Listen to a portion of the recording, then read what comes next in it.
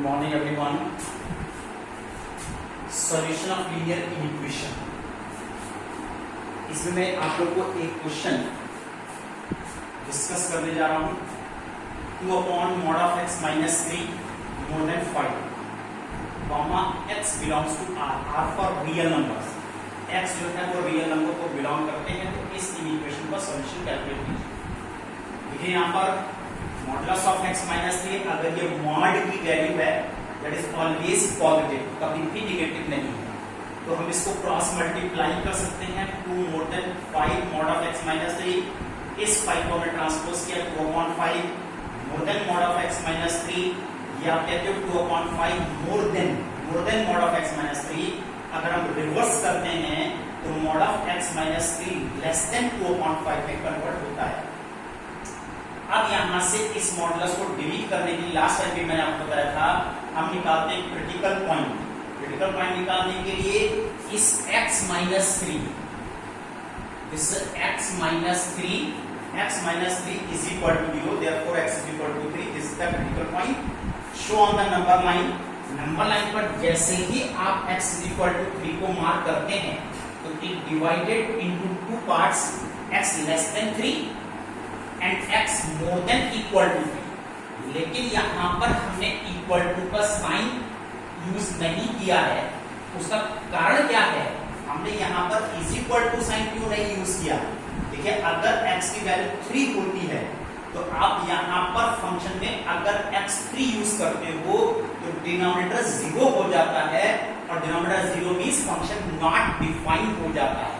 तो किसी भी कंडीशन में x की वो वैल्यू आप यूज नहीं कर सकते जिस पर कि फंक्शन नॉट डिफाइंड हो रहा है.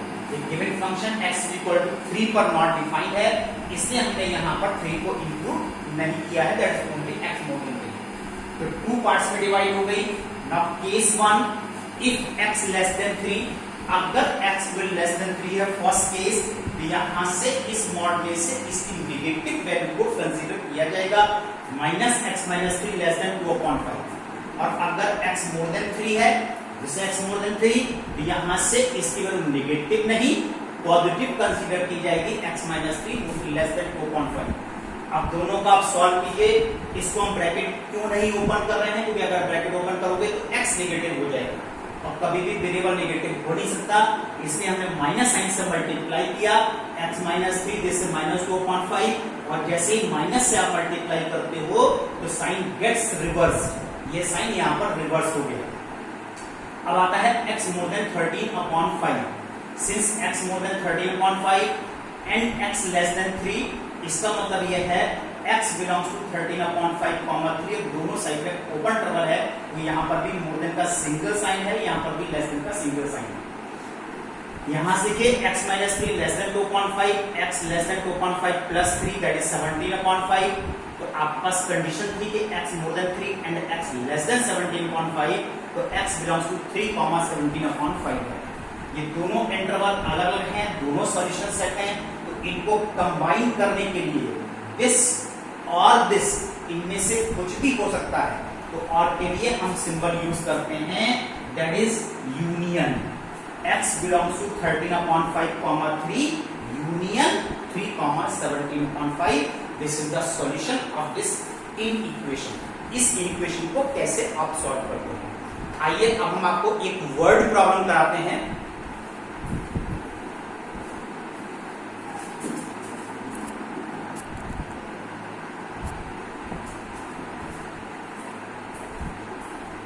चलिए देखिए एक क्वेश्चन मैंने बोर्ड पर लिखा है. The IQ of a person is given by the formula I is equal to m upon c into 100. That is IQ level.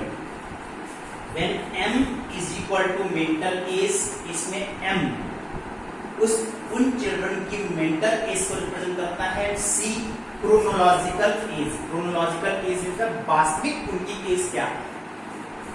If 80 less than equal to I less than equal to 140 for a group of 12-year children, find the range of mental age. तो उनकी mental age की range निकाल करके दिखाइए. ये 12 years क्या है? Actual as. Group of 12 years children, बच्चे हैं 12 years के बच्चे हैं, उनकी एक्चुअल एज 12 years है. तो आपसे कहा गया कि उसकी मेंटल एज की रेंज क्या है, निकाल कर दिखाइए। तो देखिए यहां से I is equal to m/12, C for chronological age, that is वास्तविक एज है m/12 into 100। इस तरह से हमने C की वैल्यू को यहां पर यूज कर लिया। बस केवल इस I की वैल्यू को इस रेंज में आप यूज कर लीजिए। That is solution 80 less than equal to m/12 into 100 less than equal to 140। बस इस इक्वेशन को आपको सॉल्व करना है और कुछ नहीं करना है। और जब इसमें एक ही वैल्यू निकालना होता है, सिंगल वैल्यू निकालनी होती है, तो इसको आप एज इट इज सॉल्व कर सकते हैं और सॉल्व करके आप इसकी वैल्यू को निकाल सकते हैं। 12 से फुल इक्वेशन को मैंने मल्टीप्लाई किया, 80 into 12 less than equal to m into 100 less than equal to 140 into 12। Multiply कीजिए 960 less than equal to 100m less than equal to 0, 12 4 जा 48 एंड 12 4 6। अब इस पूरे इक्वेशन को 100 से डिवाइड कर दीजिए और जब 100 से डिवाइड किया है that is m less than equal to 16.80। तो this is the range of mental age. Therefore range of mental age, mental age is 9.6 less than equal to m less than equal to 16.8। उसकी mental age 9.6 less than equal to m less than equal to 16.8 होना चाहिए। कब? जबकि उन बच्चों की वास्तविक as जो है वो 12 इयर्स है। 12 इयर्स ओल्ड स्टूडेंट है, चिल्ड्रन है, तो उनकी मेंटल एज 9.6 इयर्स से 16.8 इयर्स की रेंज में होना चाहिए। तब ये IQ लेवल उसका बैलेंस रहता है। चलिए आइए, रिसेंटली टॉपिक था आपका सॉल्यूशन ऑफ लीनियर इक्वेशंस। ये आपकी फर्स्ट एक्सरसाइज कंप्लीट फिनिश हो गई। आपका होमवर्क इसमें एक्सरसाइज 3rd A कंप्लीट। सभी क्वेश्चन आप लोग इसको निकालिए, सिमिलर क्वेश्चन को आप स्किप कर सकते हैं, लेकिन यहां तक वर्क आप लोग फिनिश कर दीजिए। अब मैं आपको बताने जा रहा हूं लीनियर इक्वेशंस इन 2 वेरिएबल्स। एक छोटा सा टॉपिक है, मैक्सिमम उसमें ग्राफ बनाए जाते हैं, तो मैं एक ग्राफ बना करके आपको दिखा रहा हूं, उसको देखिए और यहां तक वर्क आपको फिनिश करना है। Tomorrow I will discuss to you geometric progression. देखिए आप लोग, one more question, draw the graph of the solution set of equations. Draw the graph of solution set of linear inequations। 2x plus y more than equal to 2, x minus y less than equal to 1, x plus 2y less than equal to 8, x more than equal to 0 and y more than equal to 0। देखिए मैंने यहाँ पर 5 linear equation use किए हैं, 2 variables में है x and y, ये दोनों वेरिएबल कहलाते हैं। तो टॉपिक आपका चल रहा है solution of linear equations in not 2 variable, 2 variables, x minus y less than equal to 1, x plus 2y less than equal to 8, x more than equal to 0 and y more than equal to 0। ये कहते हैं draw the graph of solution set। इसके solution set का graph बनाइए। तो देखिए हम लोग क्या करते हैं, इनको इस तरह से हम इसको पहले सॉल्व करेंगे। इसके लिए 2x plus y और ये जो sign more than equal to का है इसको इक्वल टू में कन्वर्ट कर लिया जाता है।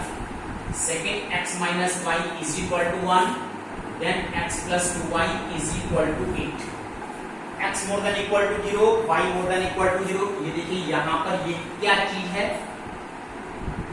कार्टेशियन सिस्टम, ओरिजिन से राइट साइड ये x more than equal to 0 है, this is y more than equal to 0। इसका मतलब अगर ये दोनों इन इक्वेशन बैलेंस हैं तो केवल फर्स्ट क्वाड्रेंट को रिप्रेजेंट करता है।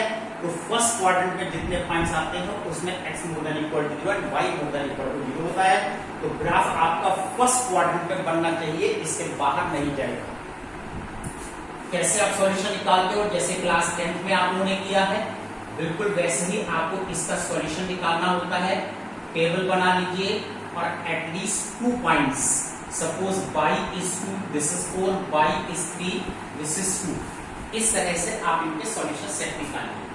x is equal to y plus 1, now table, suppose y is 1, this is 2, y is 0, this is 1, that is y is equal to 2 minus 2x, इसी के लिए भी आप सॉल्व कर सकते हैं। अब यहाँ x की वैल्यू पुट कर रहे हैं, this is 2 और this is 1, now this is 0, इस तरह से कि हमने यहाँ पर सभी को सॉल्व कर दिया। अब x इस पर 1 सेंटीमीटर पे आप मार्क कर लीजिए लाइक दिस। ये सभी 1 सेंटीमीटर पर आपके मार्क होना चाहिए बाय यूजिंग स्केल 1 2 3 4 लाइन्स। अब x0 y2, this is the point, this is 0 and 2, x1 y0, this is the point 1 0, ये आपने ज्वाइन कर दिया, you get this is the straight line.